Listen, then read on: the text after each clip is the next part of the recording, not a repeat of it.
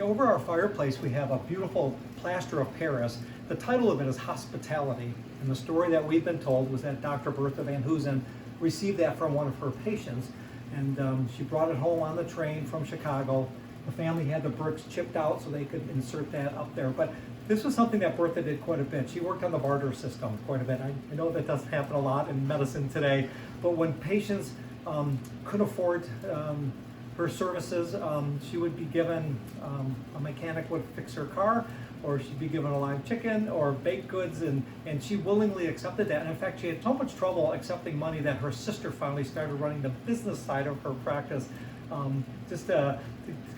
They saw how uncomfortable she was. She just wanted to serve people more than anything. Bertha's life story was written by herself in a book called Petticoat Surgeon. Petticoat Surgeon was a catcall. The boys called her. They made fun of her clothing and her petticoats and the slips under her dresses. They called her the hen medic too, knowing that she had grown up on a farm. She loved the name hen medic because she said on a farm the hens do all the work and the roosters just make the noise. And in the Petticoat Surgeon, she liked the name because she sewed her own petticoats. She never had enough money to buy anything, so she had to do it herself. So she adopted some of these names, and it's a remarkable story. Working here at a history museum, we always say, if you read her book, Petticoat Surgeon, if you don't like it, we will refund your money. In the last 40 years, it's never happened once.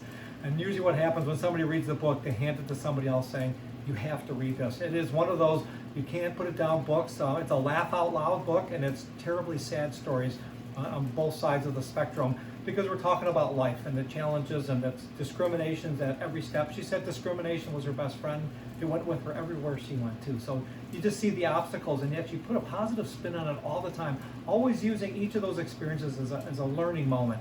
And I think it's just a great role model for all of us. So Petticoat Surgeon, check it out at your local library, on Amazon, or hit the Rochester Hills Museum website. We'd be happy to get a copy in your hands so you can read it and pass it along to someone else.